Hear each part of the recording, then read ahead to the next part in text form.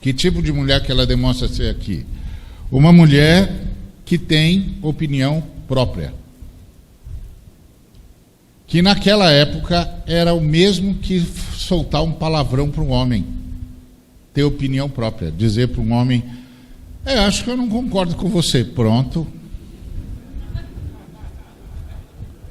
Pronto, isso é o fim. Isso é o fim. E eu estou dizendo isso porque eu me lembro que uma vez nós trouxemos num congresso, os organizadores, num congresso brasileiro de missões, trouxeram um homem do Oriente Médio, que havia se convertido a Jesus Cristo, que veio do mundo muçulmano e se converteu a Jesus Cristo. E aí ele passou a ser uma espécie de consultor para missionários ocidentais que queriam ir para o Oriente Médio. Então a gente sempre chamava, os irmãos lá da organização, sempre chamavam-no para ele dar treinamento para os missionários que queriam atravessar a fronteira do Oriente Médio. E naquela reunião em específica, as irmãs pediram para ter uma reunião com ele. As irmãs pediram para ter uma reunião com ele porque as irmãs queriam saber como é que elas poderiam ir para o Oriente Médio para evangelizar as mulheres.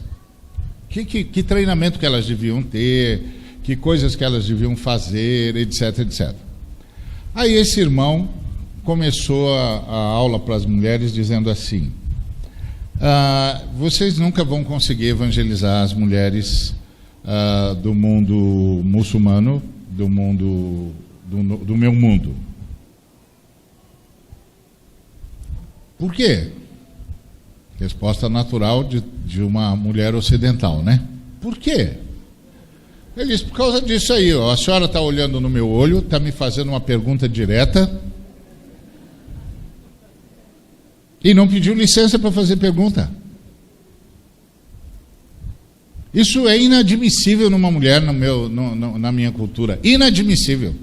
Na minha cultura, a mulher estaria olhando para o chão, não responderia para mim e pediria permissão para me fazer uma pergunta. A senhora está olhando no meu olho, me desafiando.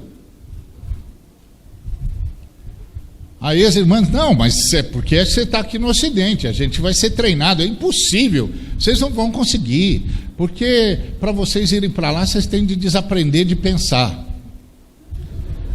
Isso o irmão falou, e ato contínuo, nós homens fomos chamados a interferir, pedir para as irmãs terem paciência e tirar o homem são e salvo enquanto dava tempo.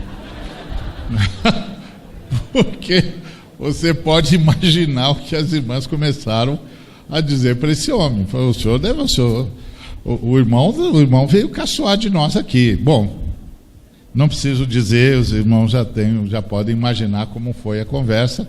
Aí nós homens entramos: tá bom, irmão, terminou. Irmãs, Deus abençoe, terminou a reunião. O irmão não conhece bem a nossa cultura, e fomos tirando o homem para ele sair ileso, porque afinal de contas ia pegar muito mal a gente devolver o nosso consultor com marcas de agressão. Ia ser muito ruim mesmo. Feminina, então, eles iam matá-lo quando ele chegasse lá. Então, essa moça tinha essa postura de quem não se submete fácil, de quem tem opinião própria, de quem quer participar. E isso era tabu. Era tabu. Imagina, se hoje aquele senhor já tinha dito que era tabu, imagina como é que era no tempo que nós estamos lendo aqui. Imagina como era. E você vê isso na forma como ela fala com Jesus, porque ela se contrapõe a Jesus. Ela diz: como é que você, sendo judeu, está pedindo água para mim? Aí Jesus disse: não, mas eu tenho água viva. Se você me pedisse, como você tem água viva se você vai precisar usar o meu copo? Você por acaso é maior que Jacó? Ó, a percepção teológica dessa moça. Ela sabe que está diante de um milagre, porque aquele poço Entre ela e Jacó tinha pelo menos uns 3.000 anos. E o poço continuava dando água. Aliás, para curiosidade geral, aquele poço continua dando água. Até hoje. O poço que Jacó abriu, que Deus deu para Jacó, continua dando água até hoje. São 6.000 anos de poço e 6.000 anos de água. Um desses negócios assim que você diz, ok, já entendi, vamos para o próximo capítulo, que esse aqui eu já peguei. Então, extraordinário. E aí ela percebe que ele está falando de alguma coisa espiritual e diz, você é maior que Jacó? E ele não se faz de rogado, ele diz, sou.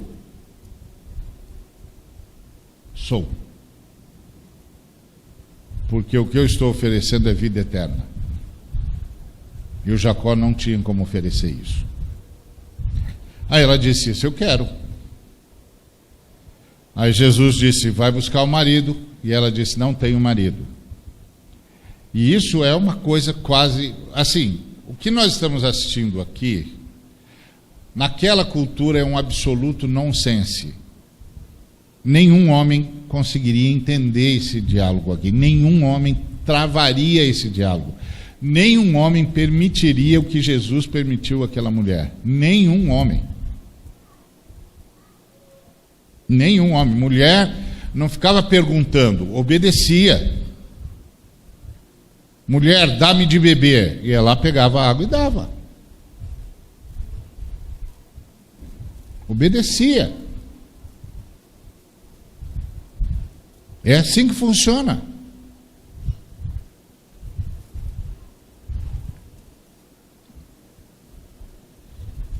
Ela não, ela questionou. Aí quando Jesus disse que ele tinha uma missão de Deus, ela questionou de novo. Isso é uma missão de Deus, mas você é maior que Jacó? Ele disse, é. Bom, então eu quero. Botou Jesus em xeque. Aí Jesus disse, vai buscar seu marido. Ela falou, não tenho marido. Em outras palavras, se quiser falar, é comigo mesmo. Não tem ninguém que fala comigo, por mim, e quiser falar comigo, fala comigo. Não quer falar comigo, não vai falar com ninguém, porque eu não vou chamar ninguém. Só que ela não esperava ser surpreendida por Jesus, que disse, é verdade. É verdade. Você já teve 5 maridos, mas esse que você tem agora não é seu marido. Isso você falou com verdade. Então você está diante de uma mulher especial, sofrendo o tabu da sua geração. Mas sendo salva por um Deus que quebra tabus e desconsidera preconceitos e liberta os homens dos efeitos dos preconceitos, assim como clama aos preconceituosos que se arrependam enquanto é possível. Ou na linguagem que o Neil nos ensinou hoje, que faça jejum de si mesmo, porque preconceito é o suprassumo da autoveneração, do sujeito que acha que é melhor que todo mundo, porque o cara tem a pele diferente dele, ou é de outro gênero, ou seja lá, ou de outra nacionalidade. O cara tem uma autoveneração tão grande que ele é capaz de discriminar um outro ser humano. Qualquer camarada que discrimine um ser humano é réu do inferno. Réu do inferno. Que transforme a vida de um ser humano no inferno só porque ele tem a pele diferente, ou é de outro sexo, ou é de outra nacionalidade, ou é de outra condição social, é réu do inferno. E Jesus está quebrando. Se eu pudesse dar um título para essa mensagem, eu daria Jesus contra o preconceito.